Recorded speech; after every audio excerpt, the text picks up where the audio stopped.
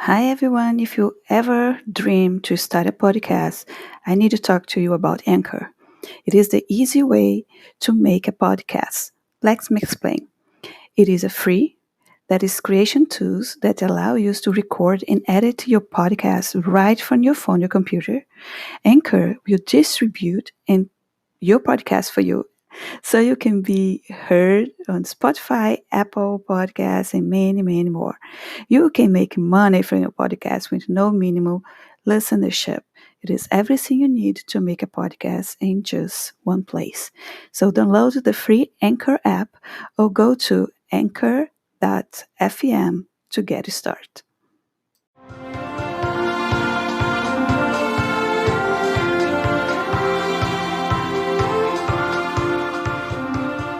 All of us came to this earth, to this existence, with a mission of grow as individuals to master our passions and desires and become the best version of ourselves.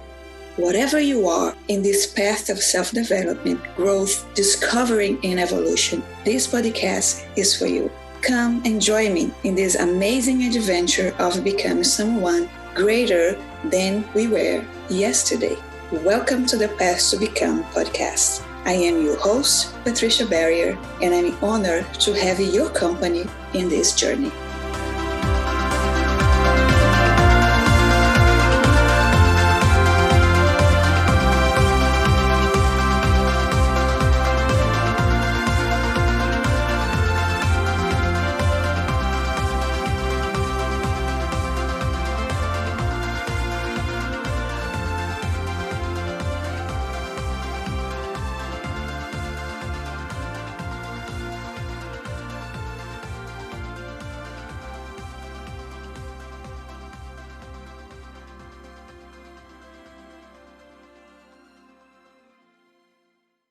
Hi everyone, welcome to one more episode of The Path to Become.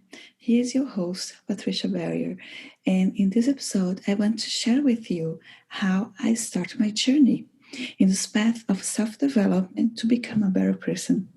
For you guys to understand that maybe I need to travel back a few years, like to my youth years. Since I was a kid, I dreamed to have a family, like a very traditional kind of family with a dad and mom and 7 kids.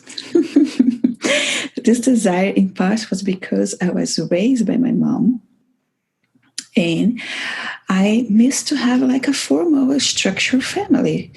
Also for the fact that my mom was a single mother and I could see my sister going to the same path, like, have kids and have to raise their kids by herself. So my family was a family of 2 or 3 generations of single mother. My mom was raised for her mom as a single mother. She raised me as a single mother, and a few of my sisters raised her kids as a single mother. So I was young, but I knew that I didn't want that to myself. I had this very clear goal to get married, create this cool, crazy little family, and somehow make all this work, like have a happy and long, everlasting marriage. My problem was I didn't know exactly how, but that was my goal anyway. So in my youth, I have some boyfriends, and for some reason, I knew in the first week of the relationships that it will not work, like at all. At least not work for my dreams, but I try anyways. And usually it was kind of a soap opera kind of situation. However, for some reason, I still had the hope that maybe, just maybe, the guy would be the guy.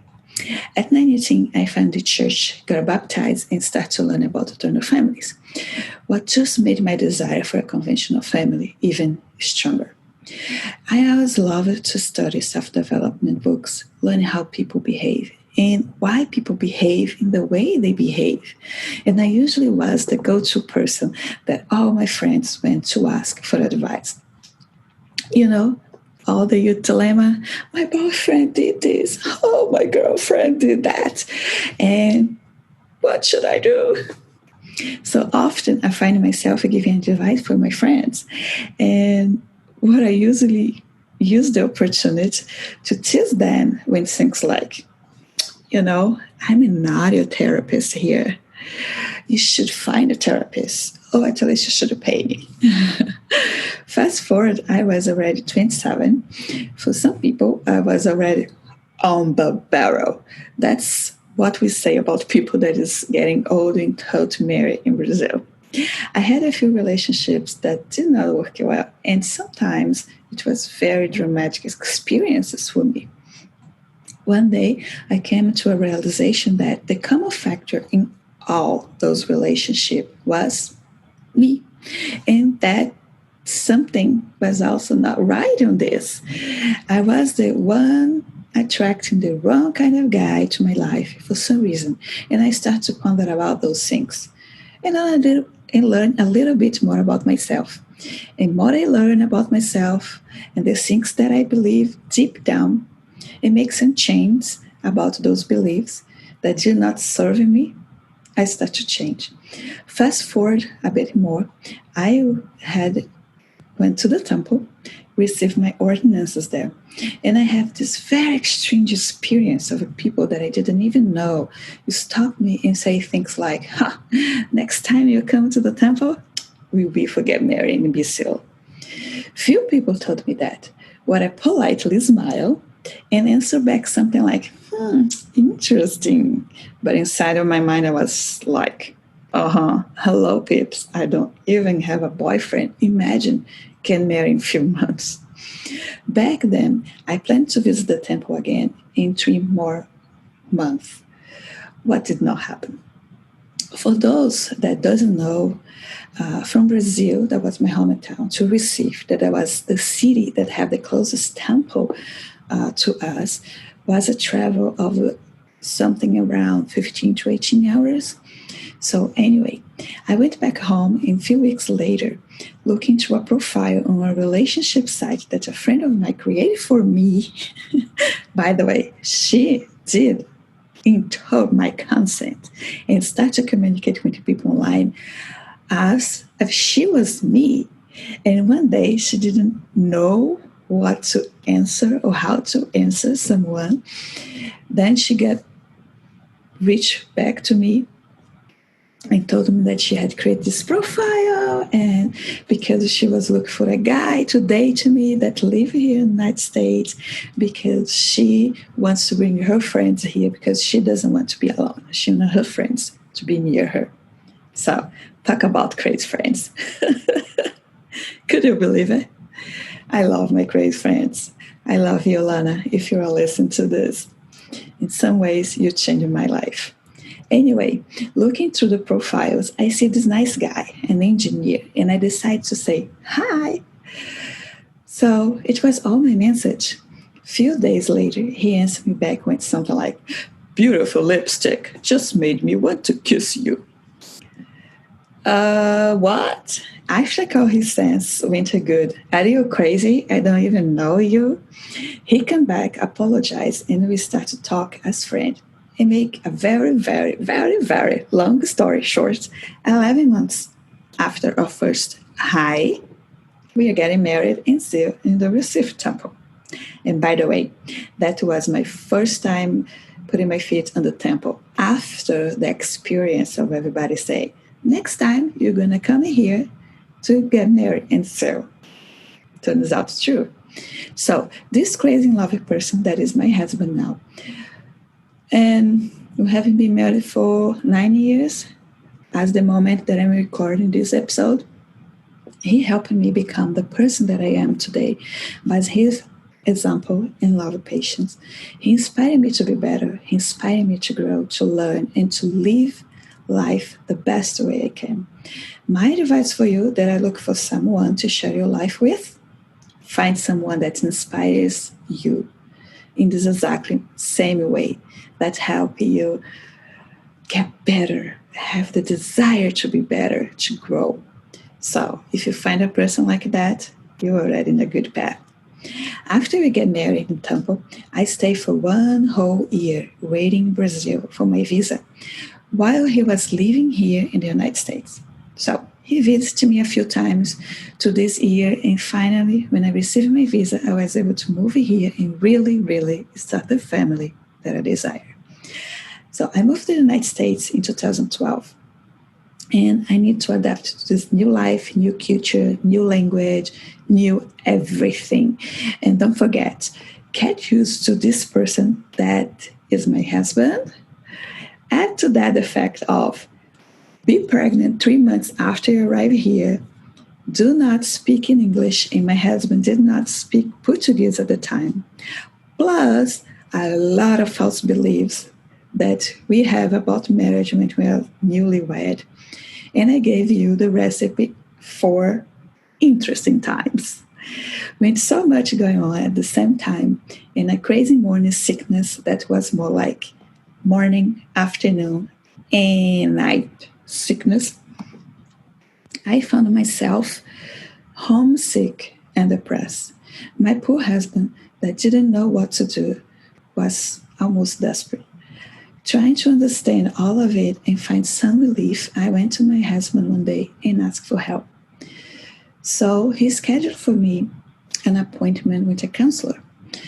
The counselor was a very direct lady that told me that you need to do something for yourself and get out of this bedroom, because I was locked in my bedroom almost for a month. If you do not do it for yourself, do it for the baby that is inside of you. Her words somehow helped me get out of my bedroom and try to live my life for my baby. After having my cute, so perfect and beautiful baby daughter, I have an overwhelming postpartum depression. By that time, I did not know what was it. I just knew that something was wrong with me. I couldn't feel joy. I couldn't feel happy like everybody around me was, for having this new life, new baby with me. I just could see sadness and emptiness.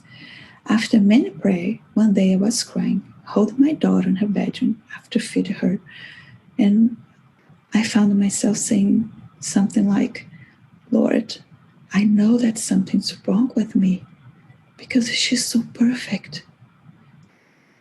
And I'm not even happy to see her. I just need to know what it is. At that moment, I could hear this voice in my head saying, it is depression. Is it depression? I remember opening the door and find my husband and say, I need to see a doctor because I think I'm having depression. I remember having thoughts at the moment like, this is not fair, or it is not supposed to happen like that. I just want to be a good wife, a good mother, and I'm trying so hard. I follow all the treatment plans and everything. But how can I be a good mother, a good wife, being depressed and be a burden to my family? So I don't want to be a depressed wife or a mother. Depression is extremely hard for those that have it. But we can never forget that the people around the depressed person also suffers. I knew that I needed to do something more, something different. So I did. I followed all my treatment. I stood about it. I did everything in my power to educate myself and my husband the matter. After a little more than a year on treatment, I was finally off medication and life started getting good. I started taking ESL classes to improve my non-existent English. I was getting used to be a mother, a wife, and trying to find who I was in this new life. When my daughter was 2 years old, I found myself pregnant of my son. And because I already have postpartum depression in my first pregnancy, my doctor indicated me to do some therapy just to help me in the transition. And as he said, better safe than sorry. After my son had been born, I found myself having postpartum depression again.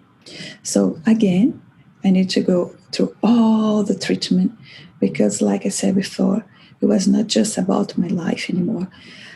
That I like very much, by the way, but I want my family to be happy as well.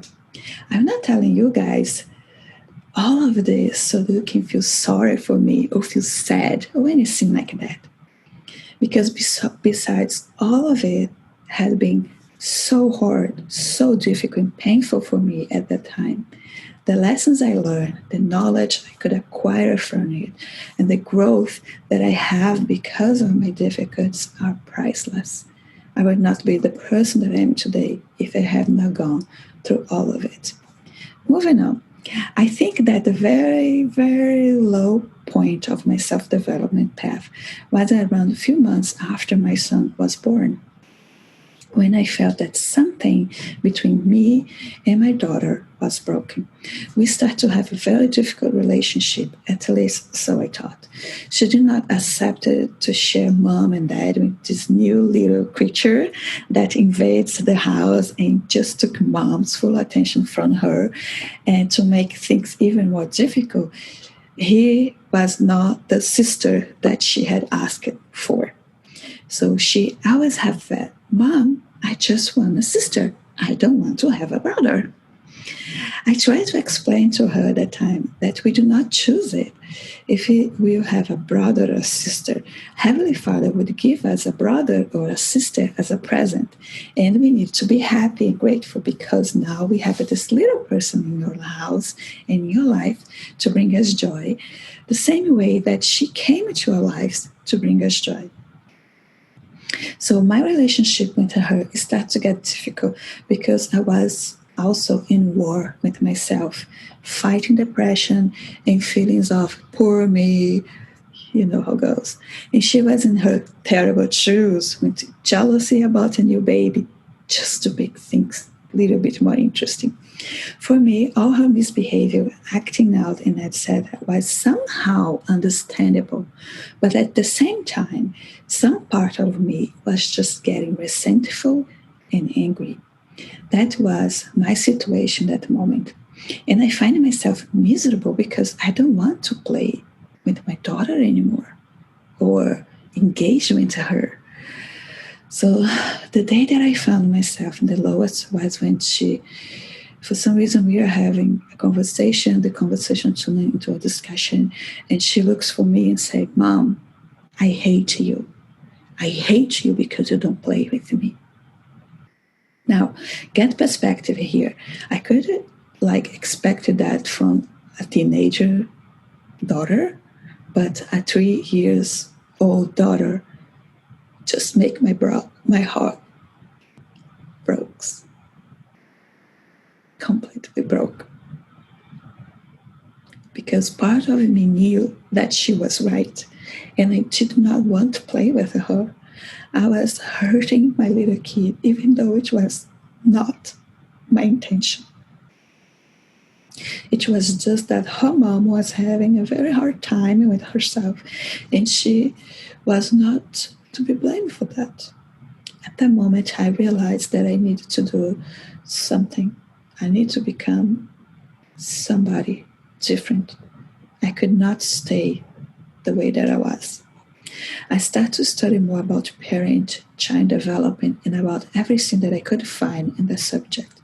I also started to pray more and be more diligent with my depression treatment. So one day I was reading this book that talks about conflict. And in one of the chapters of the book, I learned the following. Many times we see the people around us as objects and see ourselves as someone entitled to respect, obedience, and compliance. And it is very hard finding peace in this stage of internal war. That's it. That was me. I was seeing my daughter as an object of annoyance, and I could not really have a peace in that stage of mind.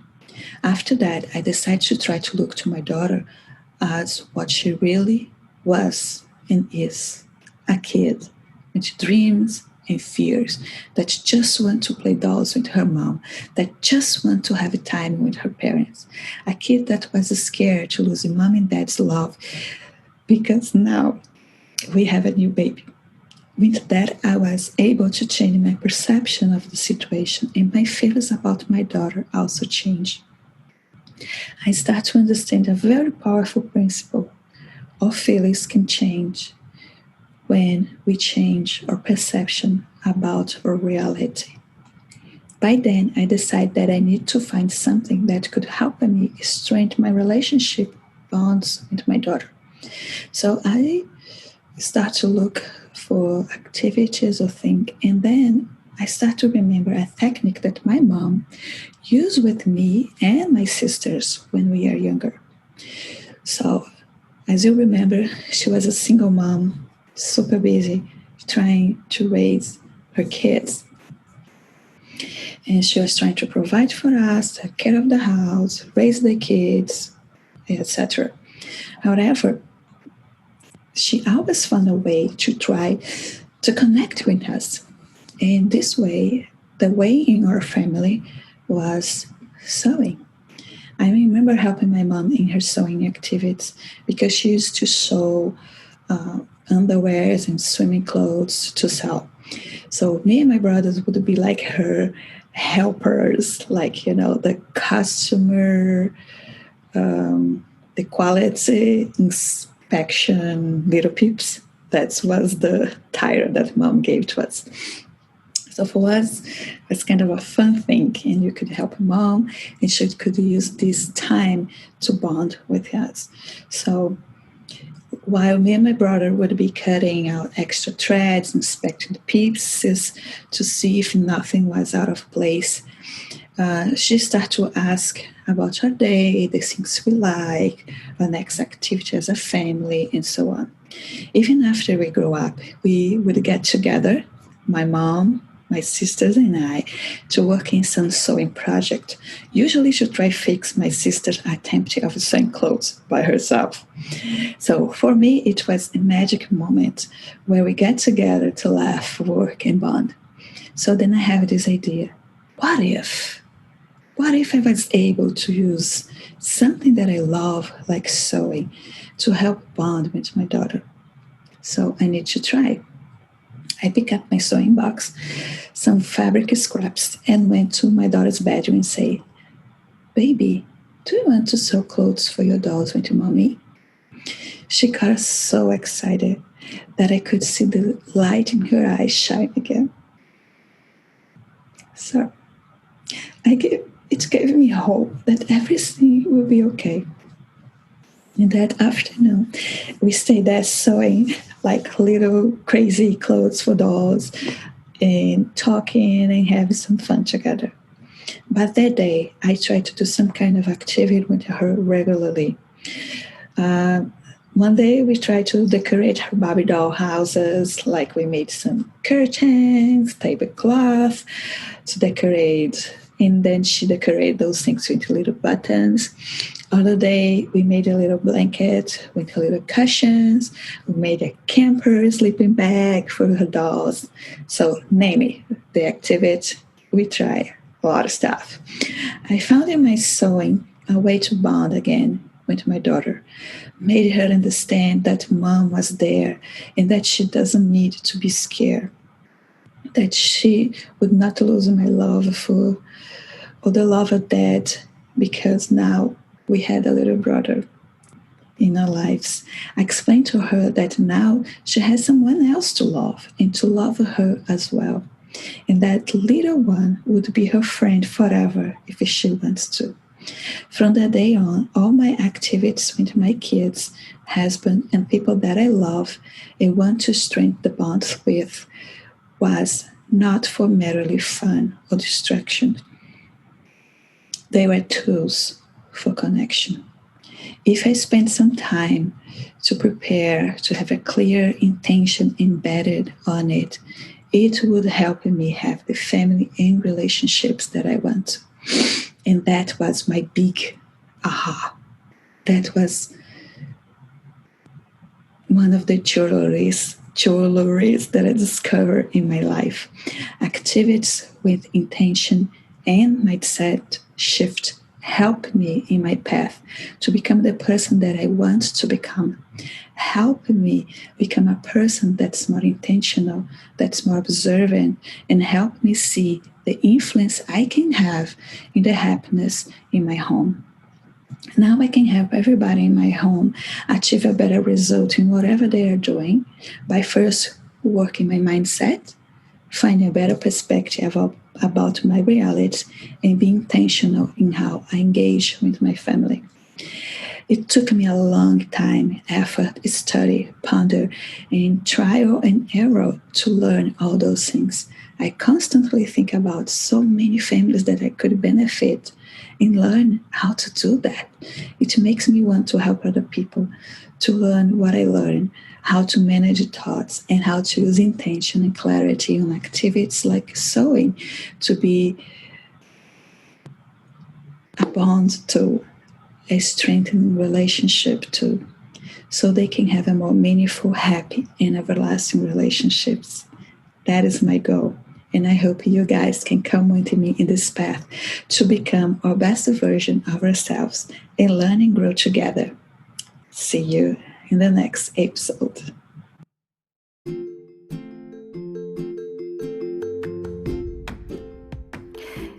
Hi guys, I'm here again. Don't forget to subscribe, download the episode, or share with a friend.